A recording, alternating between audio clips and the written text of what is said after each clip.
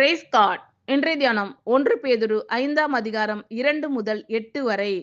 உங்களிடத்தில் உள்ள தேவனுடைய மந்தையை நீங்கள் மேய்த்து கட்டாயமாய் அல்ல, மனப்பூர்வமாயும் அவலட்சணமான ஆதாயத்திற்காக அல்ல, உற்சாக மனதோடும் சுதந்திரத்தை இருமாப்பாய் ஆளுகிறவர்களாக அல்ல, மந்தைக்கு மாதிரிகளாகவும் கண்காணிப்பு செய்யுங்கள்.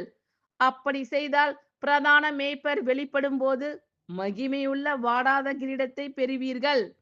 அந்தப்படி இளைஞரே, மூப்பருக்கு கீழ்ப்படியுங்கள். நீங்கள் எல்லாரும் ஒருவருக்கொருவர் கீழ்ப்படிந்து மனத்தாழ்மையை அணிந்து கொள்ளுங்கள். பெருமை உள்ளவர்களுக்கு தேவன் எதிர்த்து நிற்கிறார், தாழ்மை உள்ளவர்களுக்கோ கிருபை அளிக்கிறார். ஆகையால் ஏற்ற காலத்திலே தேவன் உங்களை உயர்த்தும்படிக்கு அவருடைய பலத்த கைக்குள் அடங்கியிருங்கள். அவர் உங்களை விசாரிக்கிறவர் ஆனபடியால் உங்கள் கவலைகளை எல்லாம் அவர் மேல் வைத்து விடுங்கள்.